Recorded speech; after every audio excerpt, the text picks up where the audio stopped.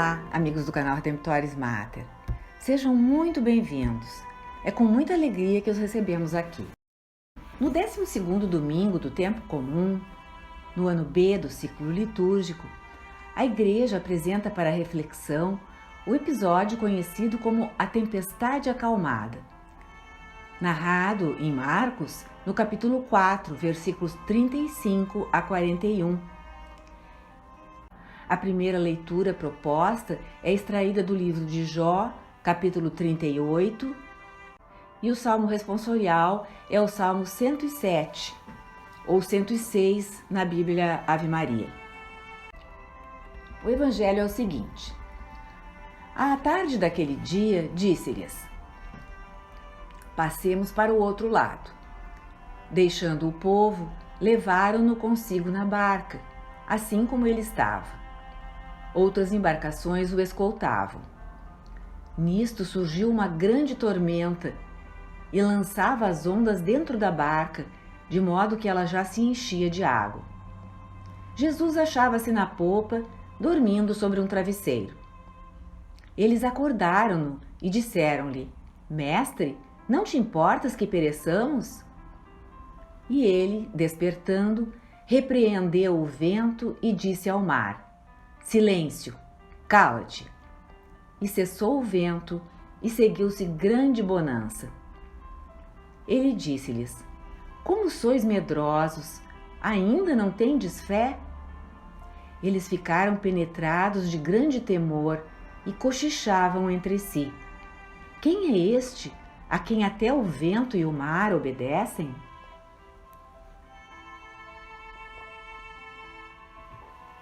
Nesse nosso estudo de hoje, comecemos por compreender o contexto do Mar da Galileia. Na verdade, não é um mar, mas é grande o bastante, com cerca de 11 quilômetros de largura. É comum surgirem tempestades repentinamente ali. Os discípulos estão num pequeno barco, em meio a uma tempestade, pela metade da travessia deste mar, numa situação bem perigosa. Marcos, inclusive, fala que era uma grande tempestade. São relâmpagos, trovões, vento e chuva sobre o barco, e a água das ondas começa a entrar e a enchê-lo. Muitas vezes, uma situação assim leva ao afundamento de um barco e ao afogamento dos tripulantes. Naquele tempo não havia salva-vidas para tirar os discípulos dos apuros, como hoje há guardas costeiros. Nem eles teriam condições de nadar mais de 5 quilômetros para alguma das margens, naquelas águas revoltas. Provavelmente não escapariam se o barco afundasse. Por isso, o medo que eles sentem é muito real. Nesse tumulto, Marcos narra que Jesus estava cochilando em uma almofada, provavelmente cansado de um dia inteiro de pregações. É bem natural que os apóstolos tenham se perguntado se Jesus não se importava que perecessem, se não se importava com o que estava acontecendo, de modo que o acordam, e o primeiro ato de Jesus é repreender o vento e ordenar ao mar: Silêncio, cala-te. O vento cessa e se faz uma grande calmaria nas águas. Jesus exerceu o seu poder divino sobre esses dois elementos. Então se volta aos discípulos e lhes pergunta por que estavam com medo. Humanamente falando, a resposta era óbvia. Mas Jesus prossegue questionando se eles não têm fé. A fé, no Novo Testamento, não significa apenas uma categoria intelectual, como quando se proclama o credo publicamente. Esta fé a que Jesus está aludindo não significa que lhes está perguntando se são monoteístas ou politeístas, se acreditam ou não nas Escrituras, etc. Ele está falando de fé-confiança, conforme a palavra grega usada por Marcos, pistis, que pode ser traduzida tanto por fé como por confiança. Jesus está lhes perguntando por que não confiam em Deus, não acreditam que Deus tem o poder de salvá-los, mesmo no meio de perigos mortais, como o que havia naquele momento. A resposta dos discípulos é uma atitude de admiração, de maravilhamento, de temor reverencial. É o clímax da história. Quem é este a quem mesmo o vento e o mar obedecem?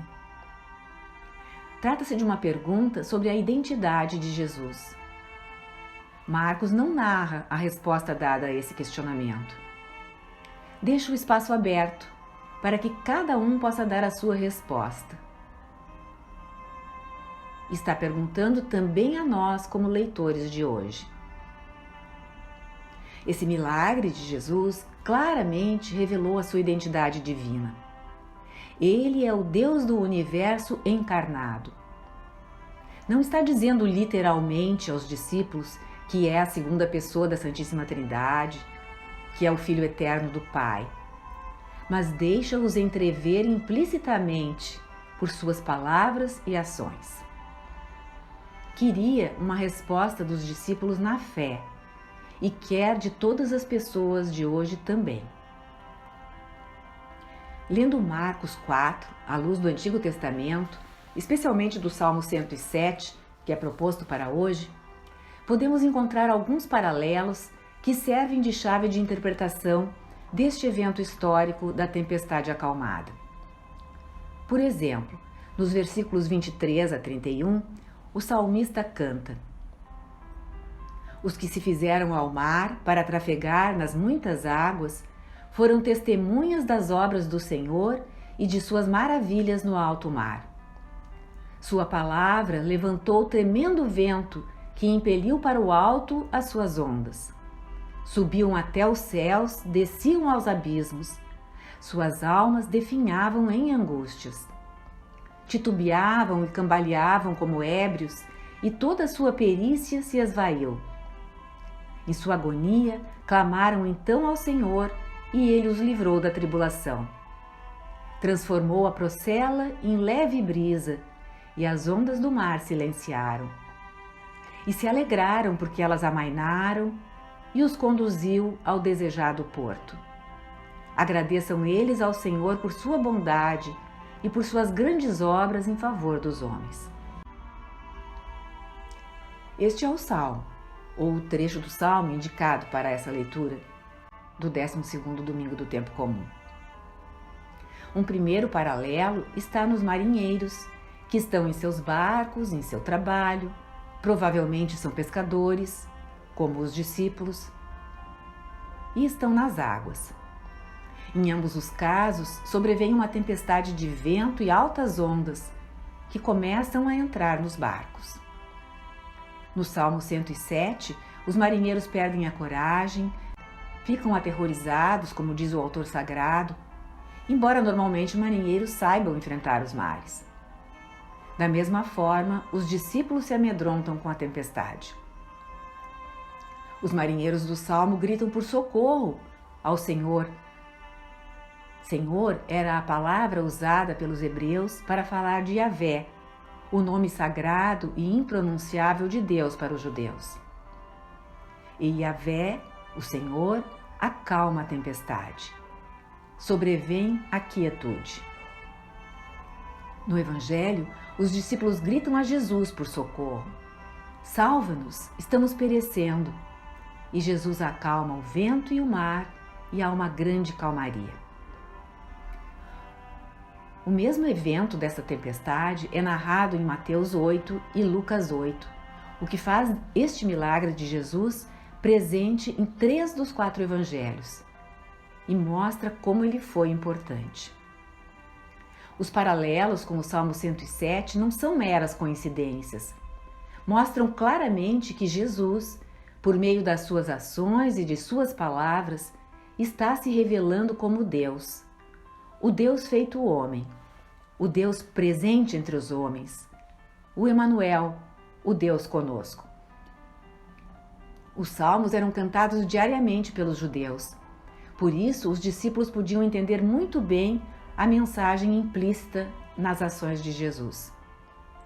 De modo que, ao se perguntarem quem é este a quem até os ventos e o mar obedecem, facilmente se reportariam ao Salmo 107 e concluiriam que, se os ventos e os mares obedecem a Yahvé, o Senhor, este homem, Jesus, é o próprio Senhor vindo em pessoa.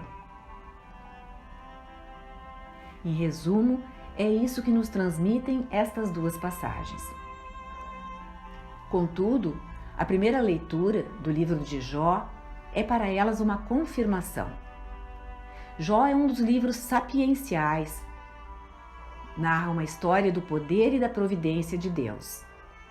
Jó é um homem rico, um dos mais bem-sucedidos do seu tempo, e por obra de Satanás tudo lhe é tirado: os filhos, a honra, a saúde, os bens. Seus filhos e filhas morrem em um único dia em uma tempestade. No livro, segue-se a isso um longo diálogo com alguns amigos, envolvendo o sofrimento humano, a providência e o poder de Deus. E se chega ao capítulo 38, em que Jó está falando com Deus e fazendo uma espécie de autodefesa. Deus basicamente lhe pergunta onde Jó estava quando foi criada a terra. Essa pergunta faz Jó ver que é uma mera criatura.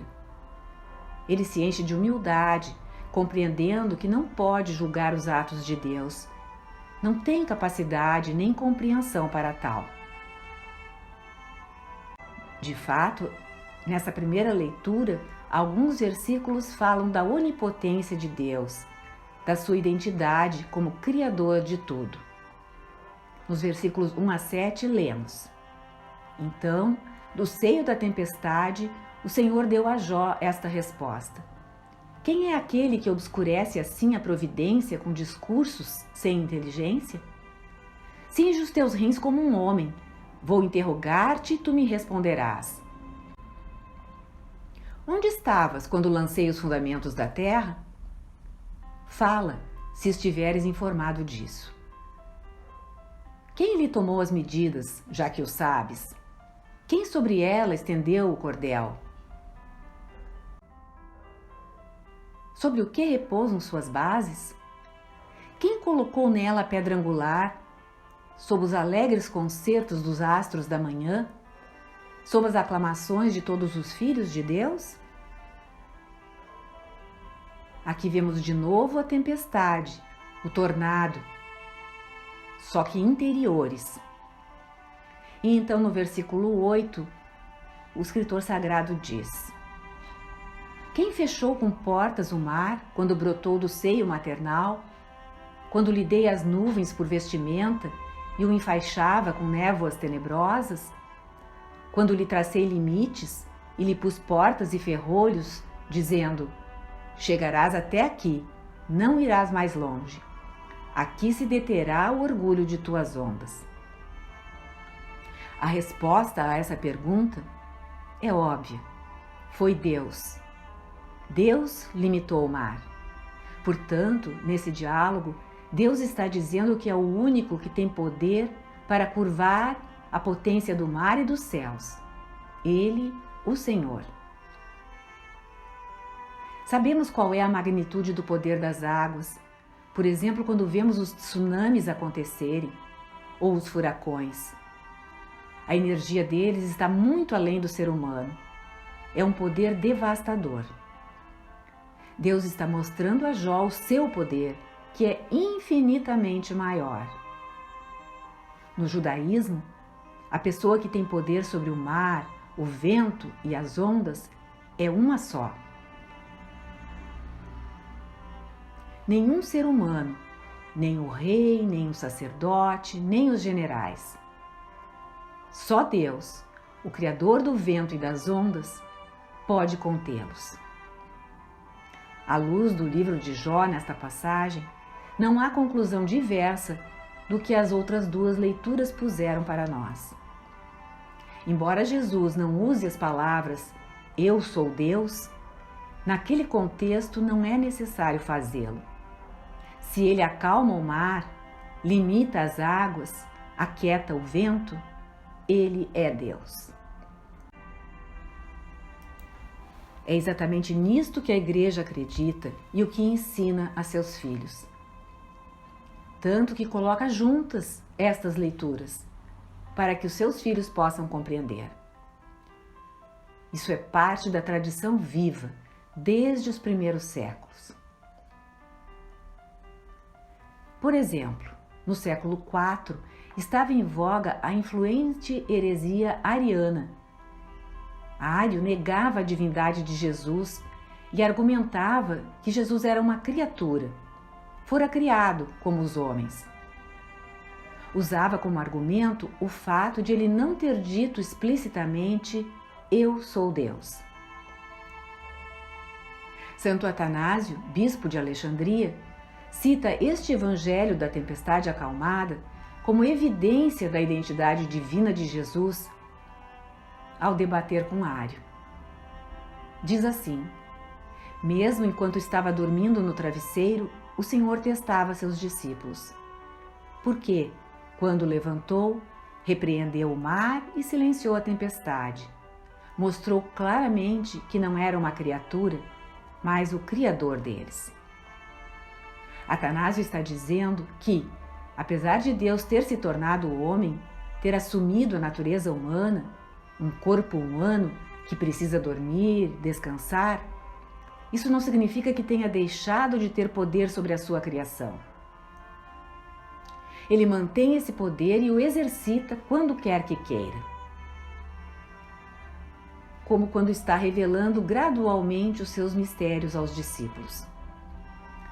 Num contexto pagão do primeiro século, e sabemos que Marcos escreveu a cristãos que viviam em Roma, uma sociedade pagã, não bastava dizer que alguém era Deus.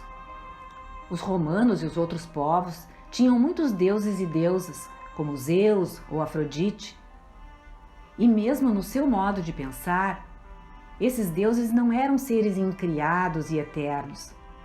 Eram superiores aos homens, mais poderosos, mas não se comparavam com a compreensão judaica do Deus Criador do universo. Consequentemente, não seria suficiente Marcos dizer que Jesus era divino para que entendessem. A eles pareceria que Jesus era um homem acima das outras criaturas apenas. Por isso, Marcos descreveu o episódio da tempestade acalmada. E por isso, para demonstrar que Jesus é homem e Deus, Atanásio usa este evento, usa fatos e não simples palavras.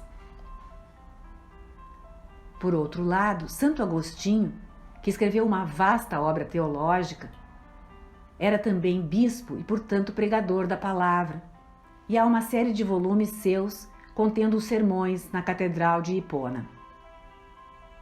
Ele diz o seguinte: exorto-os a que não deixem a fé adormecer em seus corações diante das tempestades e vagalhões deste mundo.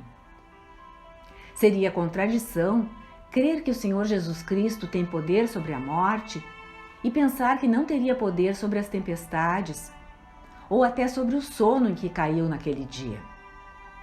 Somos todos templos de Deus e cada um de nós está navegando um barco no seu coração. Se você é insultado, este é um vento forte.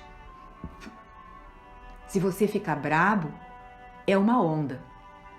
Assim como o vento sopra e as ondas quebram, o barco está em perigo. Seu coração está em perigo. Está agitado.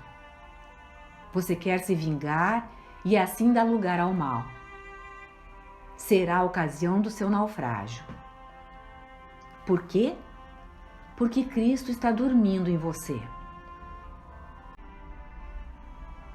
Com isso, Agostinho quer dizer aos seus ouvintes que eles esquecem do Cristo. Então ele exorta: acorde, lembre de Jesus Cristo, permita que ele esteja acordado em você, pense nele. Agostinho está falando da Escritura e desta passagem no seu sentido espiritual. O catecismo e os padres da igreja sempre entenderam que a palavra de Deus tem um sentido literal, que os vocábulos do texto e o contexto apresentam ao leitor. Daí a importância de conhecer o que os discípulos, como judeus, estavam entendendo quando Jesus lhes falava. Mas como a Escritura não é apenas obra humana, e sim do Espírito Santo, há outros níveis de sentido. Há o sentido moral, o alegórico ou simbólico e o analógico. O sentido alegórico normalmente liga um relato do Novo Testamento às suas figuras ou pré-figuras no Antigo Testamento e refere como se dá no Novo Testamento o cumprimento do que acontecia ou se previa no Antigo. O sentido analógico mostra o que o relato nos diz sobre a vida eterna. E o sentido moral é o que o Espírito Santo, com determinada passagem, está dizendo ao leitor atual sobre a sua própria vida espiritual, a sua vida em Cristo, para que ele pense: como eu ajo, como eu vivo? É este o sentido que Agostinho está utilizando. Está tirando o sentido moral do texto e ensinando que a imagem do Cristo dormindo no barco e do medo dos discípulos, bem como a sua falta de fé, são análogos. É uma imagem para todos. Você está navegando o barco de sua vida. É insultado, o vento o atinge. Você fica irado? Sua resposta é uma onda. Uma tempestade está se desencadeando por causa do pecado de alguém que o insultou e da resposta que você dá, também um pecado. Isto põe o barco do seu coração em perigo. Ele é sacudido pela tempestade. Porque é muito comum começar a perder a fé quando tudo ao redor parece um caos. Você perde a fé se deixar Cristo dormindo no seu barco. Daí a exortação de Agostinho.